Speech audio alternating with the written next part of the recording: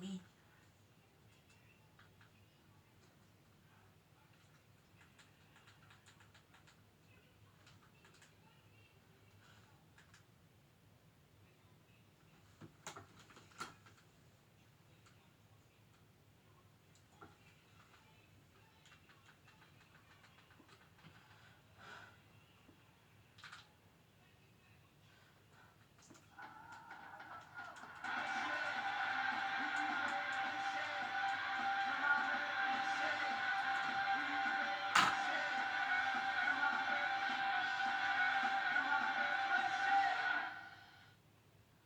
Michelin innovates through cutting-edge tests, from microscopic compounds to extreme simulated road conditions, so that in every mile and every moment, you can trust Michelin.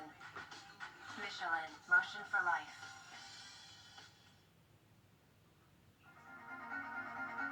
In Miami, it looks like a burglary gone wrong. At least that's what the murderer hoped. But to detectives, the clues reveal the truth. A man dies in the flames of his burning truck. But the real crime scene is miles away. Can forensics prove that connection?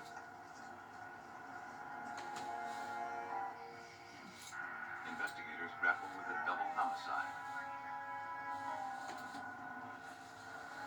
The sole eyewitness reports the victims were killed by a ninja assassin. Some kill out of hatred. Some do it for love. But for others, murder is all in a day's work. Their services are available to anyone willing to pay the price for their deadly dealings.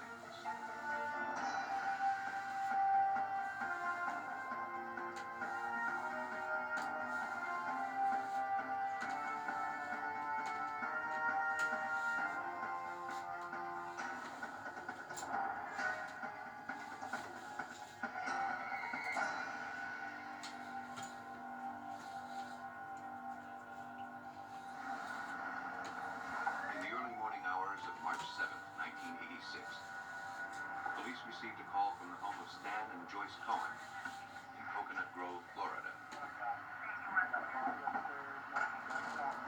At 5:25 a.m., Joyce had frantically dialed 911, reporting that an intruder had entered their home.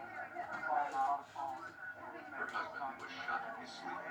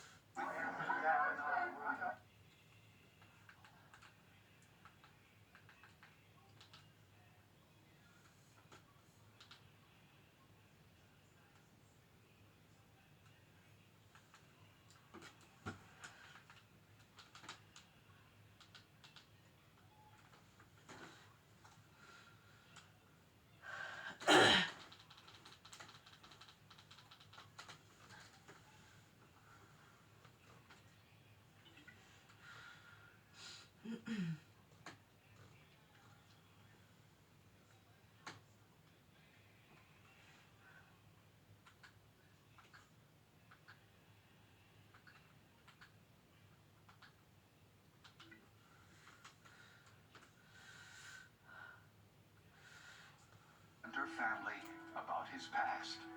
He presented himself as a 40-year-old Mennonite bachelor, never been married, a degree in aeronautical engineering from Ohio State University with a specialization in jet propulsion. None of that turned out to be true. This was the turning point. What are the odds?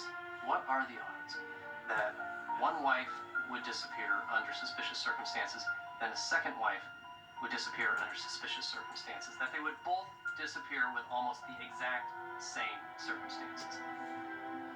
John Smith denied any involvement in Betty Fran's disappearance.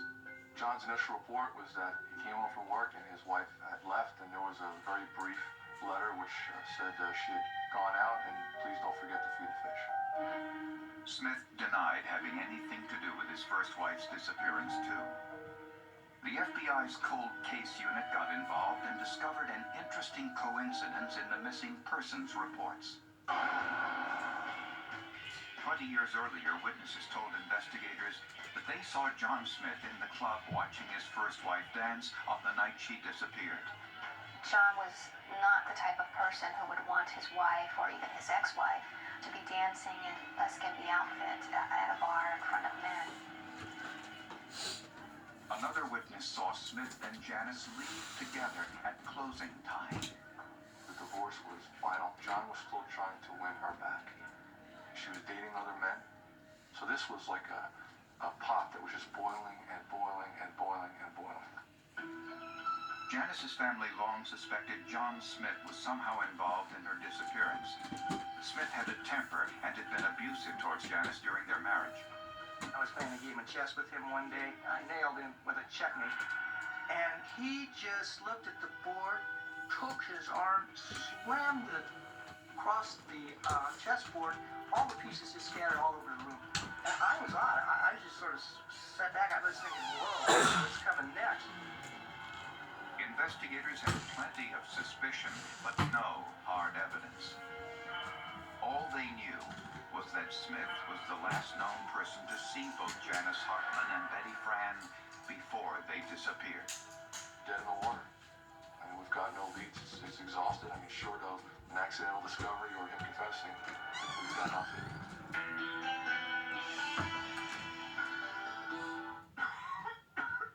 COPD is an ugly reality. I watch as this world just keeps getting smaller. But then, Trelegy helped us see things a little differently.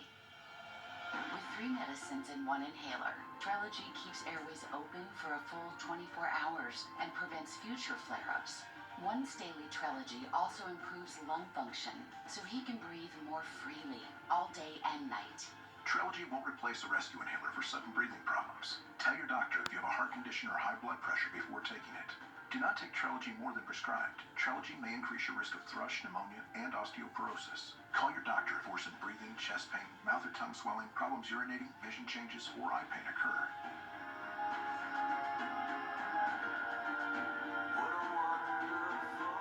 Ask your doctor about once daily Trelegy for COPD, because breathing should be beautiful all day and night.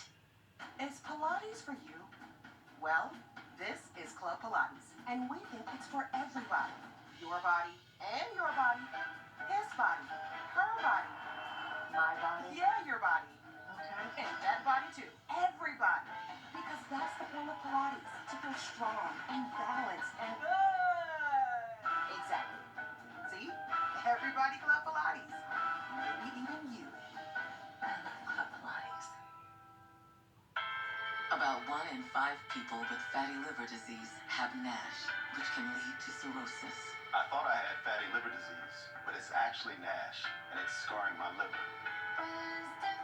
Rezdiffra is the first and only treatment for NASH with moderate to advanced liver scarring without cirrhosis. It works directly in the liver to help reduce scarring and reduce NASH. Before taking, tell your doctor about liver or gallbladder problems, or if you are pregnant, breastfeeding, or plan to be. Serious side effects include liver injury, gallstones, gallbladder, pancreas inflammation. Stop taking and call your doctor about tiredness, nausea, vomiting, fever, rash, jaundice, stomach pain. Tell your doctor if taking gemfibrozil, cyclosporin, clopidogrel, or statins. Side effects include diarrhea, itching, dizziness, constipation. I have a way forward. Ask your liver specialist to test for scarring and ask about Rezdiffra.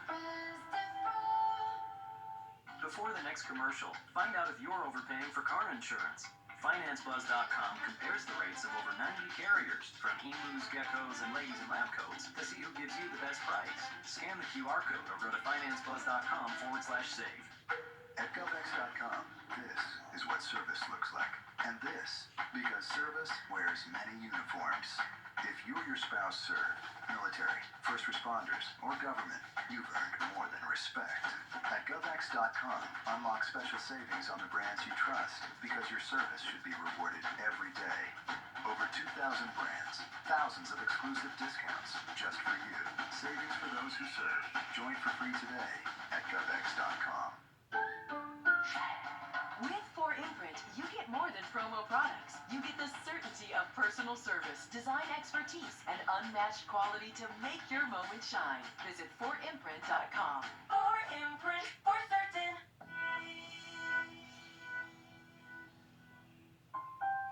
It was an astounding coincidence that John Smith's first and second wives both disappeared without a trace. In looking into Smith's background, investigators discovered that Smith had a younger brother, Michael, and they decided to pay Michael a visit. At first, Michael was unwilling to answer their questions. After that interview, Michael went home and talked to his wife. He searched his soul. Michael had had a secret, and it had been eating at him for years. And he searched his conscience, and he decided that he was going to turn on his brother.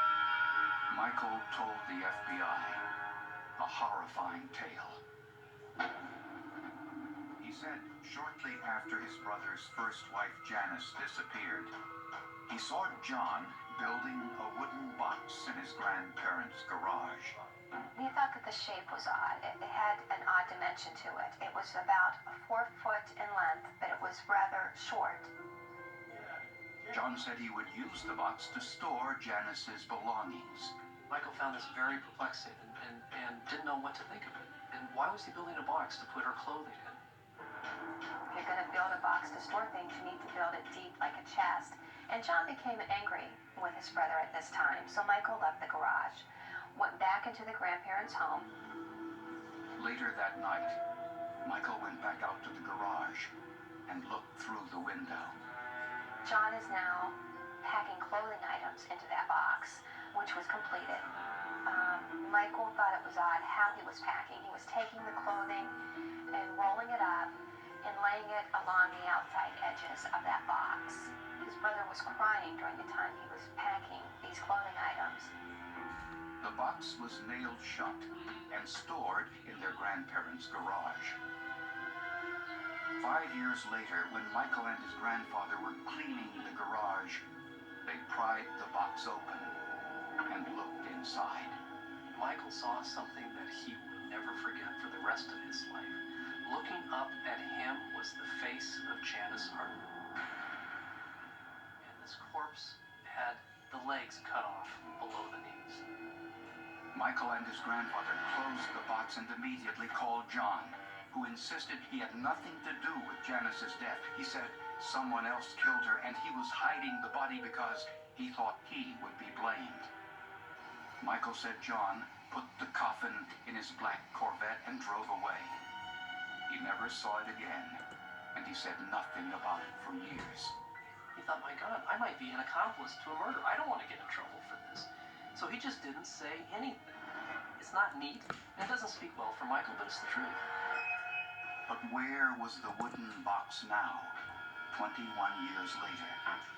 Investigators learned that John Smith's stepfather was pouring the concrete foundation in an apartment complex around the time John removed the box.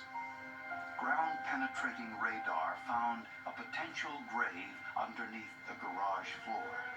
The highway construction people, actually using giant saws, removed a portion of the garage floor, and then with excavation, materials were removed and screened by the FBI evidence response team.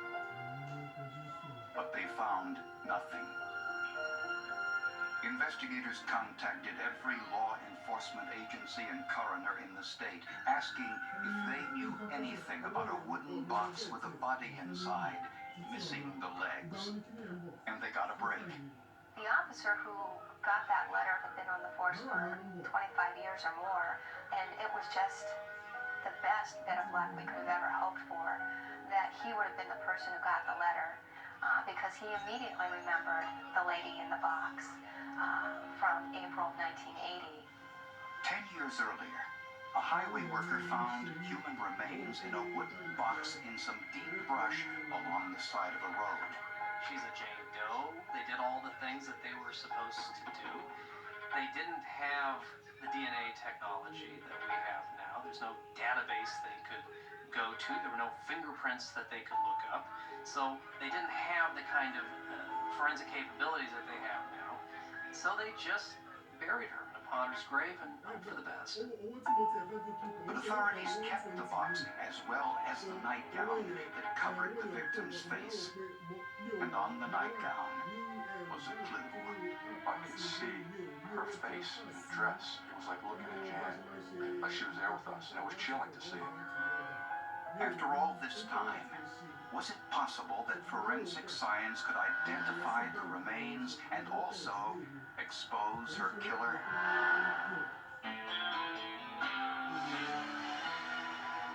It's the only competition where the world's most talented cake and sugar artists join forces with elite pumpkin carvers. This dessert will haunt me for the rest of my life. All new Halloween Wars, Sunday at 9 on Food Network. Trick or treat! Kick it! Reese's! Oh, great costume. Looks like you deserve both. See ya, boys. When winter season hits, Emergency supports your immune system with so much more than vitamin C. Be ready to fight back with Emergency. And for on-the-go immune support, try Emergency Crystals. No water needed. Did you know your brain has 3 dimensions of memory? Working, short term, and long term. That's why we created new Nariva Memory 3D. Unlike ordinary memory supplements, Nariva's revolutionary formula has clinically tested ingredients to support 3 dimensions of memory. Take it from me. An elephant never forgets. When you need to remember, remember Nariva. Safe like repair, safe like replace. 1 minute, it's smooth driving. Come on! The next, a crack. But at least you can get it fixed now and pay later in 4 interest-free payments at SafeLight.com. Nice. And SafeLight can come to you for free, anytime, anywhere, and do everything you need to get back on the road. Safe Flight Repair. Come on. Safe Flight Replace. Go to SafeLight.com and get it fixed now and pay later. Your ED could be in your head, but for too long, outdated ED meds have been obsessed with your plumbing, giving no thought to the spark that starts in your brain way before anything even twitches. That's why we made Rugiet Ready, the first ED med that works on both brain and body, with sildenafil and tadalafil to help optimize your body's natural response, and apomorphine to complement that reaction in your brain. So don't just get a reaction, get ready. That guard dog sure is lucky he has Simply Safe with proactive monitoring. Stop, this is Simply Safe. Police are on the way. Must be nice. Simply Safe. Real security stops crime before it starts.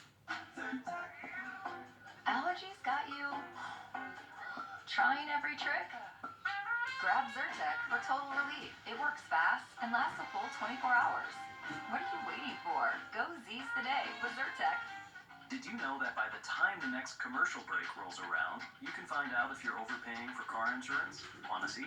Just go to financebuzz.com and immediately compare the rates of over 90 carriers.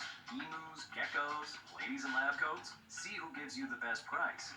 It's fast, it's free, and it's all online. No need to call anybody. Just you, 2 minutes on financebuzz.com, and your best deal. Go to financebuzz.com/save or scan the QR code to see if you're overpaying. You certain you can ride this pants? Please. You 4 imprints certain? Yeah.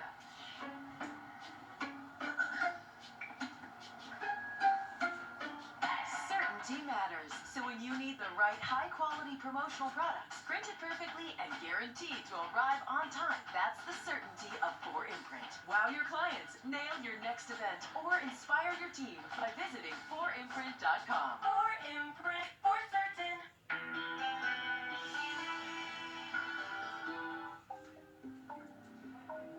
authorities in Indiana exhumed the remains of the unidentified woman they had buried a decade earlier. The bones were taken to forensic anthropologist Frank and Julie Saul. When we did the x-rays, we determined that we were dealing with someone in early 20s. The pelvic bones indicated it was a female. By measuring the femur, Dr. Saul determined she was approximately 5 feet 4 inches tall, the same height as Janice Hartman. The skull was in almost perfect condition, showing no signs of trauma. Unfortunately, there were no dental records of Janice Hartman for comparison. The smile was consistent with Janice Hartman, but we needed to do a more thorough job of establishing her positive identity. The anthropologist noted the woman's legs had been amputated below the knee after death.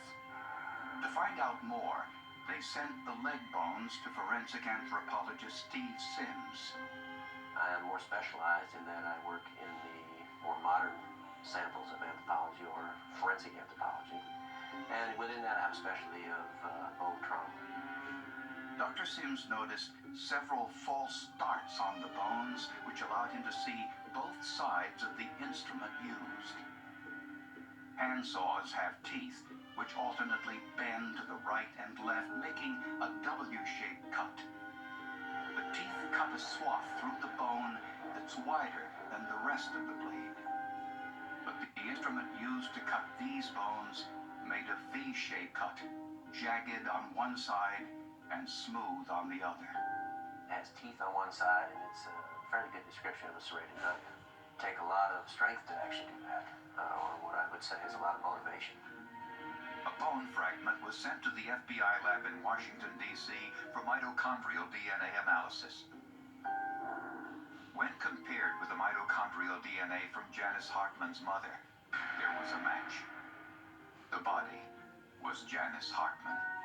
I don't know what kind of human being can do something like that. He's a sick man. Sociopath was a term that I heard used more than once. Investigators searched motor vehicle records and discovered John Smith's old Corvette sports car was now in the possession of a car collector in New Jersey who had kept it in pristine condition.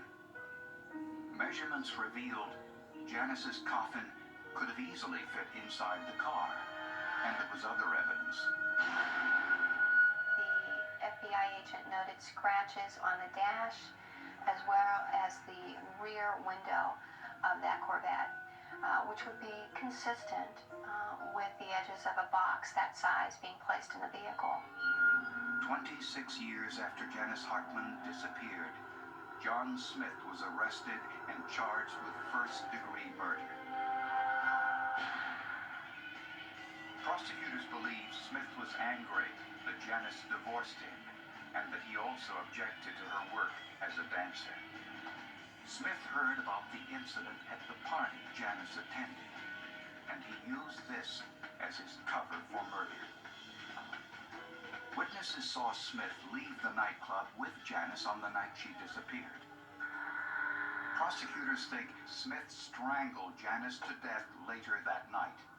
I think that the legs being severed from Janice's body was symbolic in that she had walked out on John Smith. For a controlling man, he could not handle that. He made sure she would never walk away from him again. Smith built the coffin in his grandfather's garage and buried Janice with her nightgown over her face. He stored the coffin in his grandfather's garage until family members told him to remove it. Then he put it in his sports car and dumped it in the weeds along an Indiana highway. Based on the evidence, John Smith was convicted of Janice Hartman's murder, and he was sentenced to 15 years to life in prison. These weren't just a pile of bones. Science was able to give these bones a name, and relatives who loved her, they were able to give these bones an identity. They were able to bring this case to life, and that's why they got a conviction. Michael Fleeman wrote a book about this case, The Stranger in My Bed, and he doubts anyone will find Smith's second wife, Betty Fran. John Smith is not going to tell them where Betty Fran's body is if he's the one, in fact, who is responsible for this. That would be a step in the right direction, and that would probably get him a conference with God before he would be sent to hell. To do that means facing execution, and it's just not going to happen. I don't think Betty Fran's ever going to be found, and I don't think her case is ever going to be finally solved. Investigators found evidence that Betty Fran was about to leave Smith because she learned he was having an affair with another woman. In my opinion, that is a good portion of John's problem, is abandonment. If a woman is going to leave him, it's, nah, I control when you leave.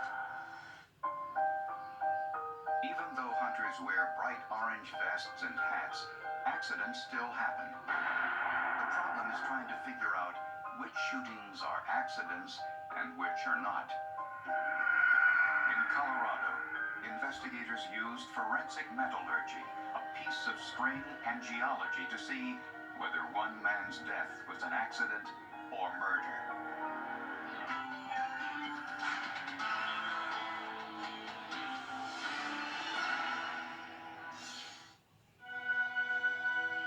Each year, thousands of big game hunters flock to the Uncompahgre National Park in western Colorado. Elk, deer, bear, mountain lion, up in that area. So it's kind of a pretty area, very remote. On the second day of hunting season in 1995, Doug Kyle was relaxing in his camp when he heard a woman screaming. She said she found her husband lying on the ground near their camp. He had been shot in the chest.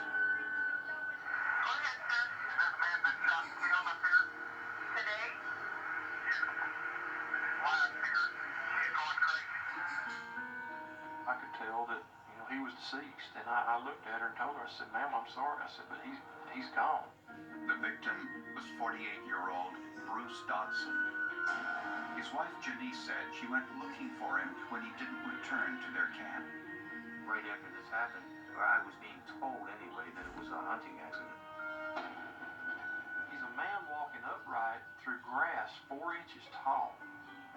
He's got a hunter orange cap on. He's carrying a rifle. The only thing that could have happened in this world would have been a 1 in a million chance of somebody a canyon over shooting at an animal and a stray bullet hitting him. Bruce's body was sent to the medical examiner, Dr. Tom Canfield, for an autopsy. Now, Bruce worked for me. He was a medical technologist in the Delta Hospital, and I knew him very well, both upon a professional and a personal level. The autopsy results were startling. Bruce hadn't been shot once, but 3 times. Well, I was able to determine, one, that they were distant range gunshot wounds. That is, they were fired from a significant distance. One shot was a superficial wound that went through his hunting vest and grazed his back. The wound that went through his vest, but did not cause significant damage to him, probably was the first shot. I believe he then took the vest off to see what had happened. He would have turned in that direction and probably yelled out of fear, "Hey, I'm not a deer.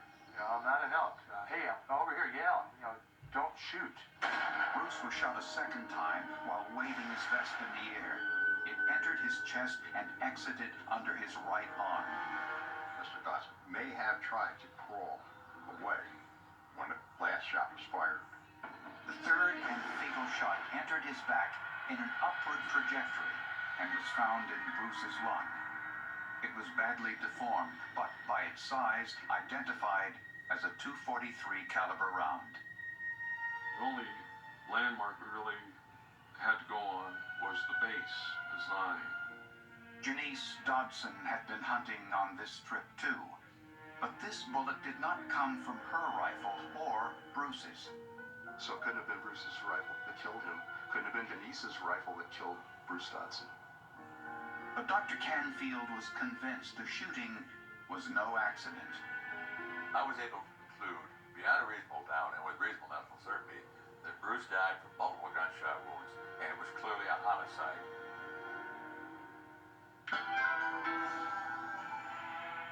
You ready for the next adventure, pal? There's another dimension. It's exactly the same as ours. But it's better. This is your perfect world, huh? Everything is better with Delectable's lickable treat gravy. Those real wheat shreds and the savory sauce. Chicken, better with Delectable's gravy. Salmon, better with Delectable's gravy. Whatever that dry stuff is, better with Delectable's gravy. Even gravy is better with Delectable's gravy. Whoa, hold on, mama. Where you going with that Delectable's gravy? Delectable's lickable treat. Deliciously delectable delectables. Coconut, mango, papaya, vanilla, vanilla, vanilla.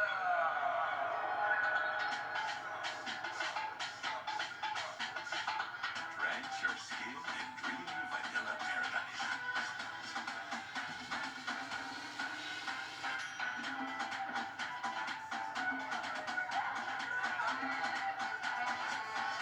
Find your bliss with Palmer's Tahitian Vanilla. Don't mind me. I'm just the flu. I'm quite harmless, really. And when people ask, but aren't you linked to dangerous flu complications like pneumonia, heart attack, and hospitalizations, I just say, but I'm just the flu. Demand more from your flu shot. Sanofi higher dose flu vaccines are proven to provide better flu protection than standard dose flu shots in older adults. They've even been shown to better protect against flu-related complications. Don't get Fluzone High Dose if you've had a severe allergic reaction to its components, including egg products, or after previous dose of flu vaccine.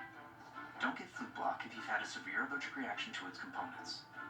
Tell your healthcare professional if you've had severe muscle weakness, Guillain-Barré syndrome. People with weakened immune systems may have a lower vaccine response. Vaccination may not protect everyone. Fainting has occurred. All flu shots are not the same. Ask about Fluzone High Dose or Flu Block at your local pharmacy or doctor's office. As a gut, people trust me. But when it comes to knowing if you're overpaying on car insurance, that's above my pay grade. I trust FinanceBuzz.com. They compare over 90 carriers to find you the best deal. So for car insurance, don't trust me. Go to FinanceBuzz.com/quote. I have been using the GLP-1 injections through hers for 4 months. I have lost 30 pounds. Hers has changed my life. They were there for me. I didn't have that food noise in the back of my head anymore. I feel much more comfortable with myself now. I have lost 40 pounds. It is never too late to make a change. I have lost 29 pounds. I fell back in love with myself. See if GLP-1s are right for you. Start today at forhers.com. When you're at the starting line for your next event, 4imprint has the right promotional gear. Bottles, bags, hats, and tees delivered on time to energize your customers and your team. Race now to 4imprint.com. 4imprint for certain. I'm hanging up my cowgirl hat to move across the world to be with my boyfriend Dylan. Meet Dylan and Padilla. I never thought I would date somebody that was 20 years younger than me. I just hope we don't break up again. The Other Way, all new, Monday at 8 on TLC.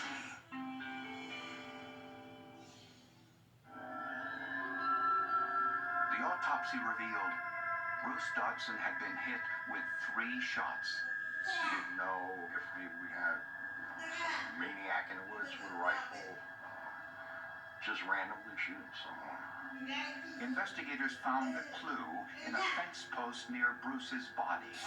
It was a fresh bullet hole. So they used a string to perform a trajectory analysis. We began where the victim was located, at the approximate height of the wounds, and went back to the fence post. And then continued to string that back toward the area that the shot was fired. In a clump of bushes 80 yards in front of the fence post, investigators found a .308 caliber shell casing. To find the bullet that went through Bruce's chest, investigators searched the area in the straight line path beyond where Bruce was standing. With a metal detector, miraculously, Miraculously, they found a .308 caliber round. At the end of that string was the bullet. I mean, it was stroke of luck. Stroke of luck. This raised the possibility that there were two shooters. Since a .308 caliber round passed through Bruce's body and a .243 caliber round killed him. None of that forensic evidence added up. The analysis of the bullet in Bruce's body didn't match any of the evidence that we had picked up at the scene so far.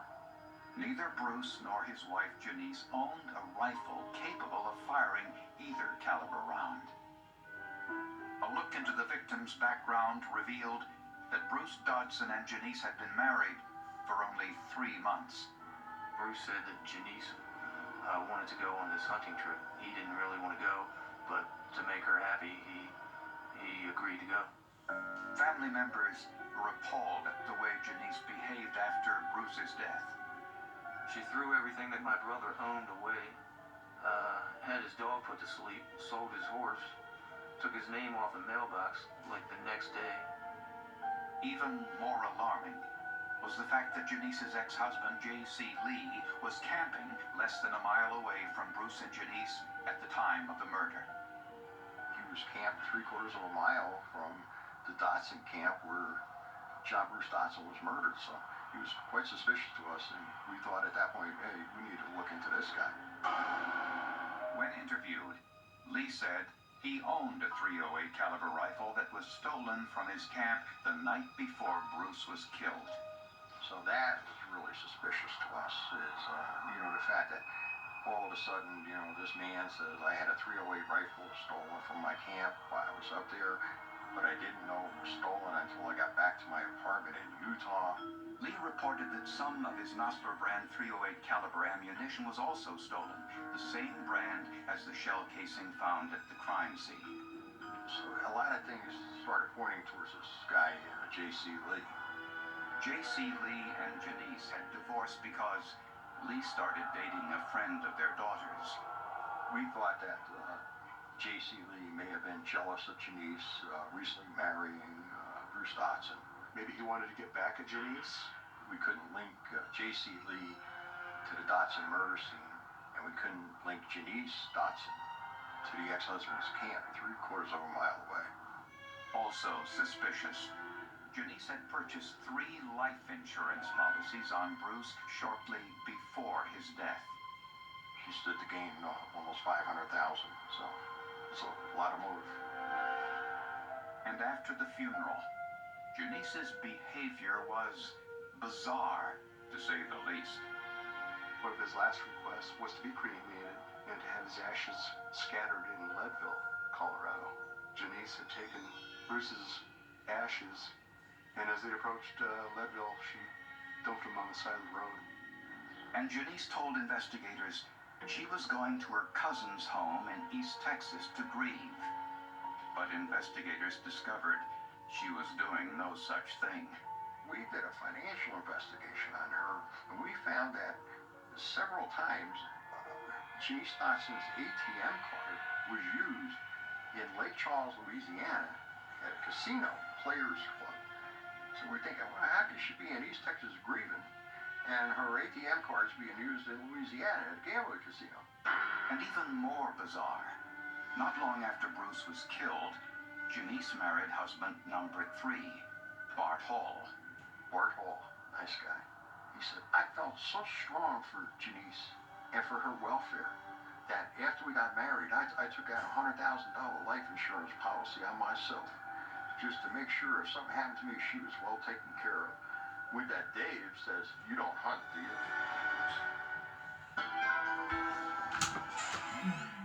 Is Pilates for you? Well,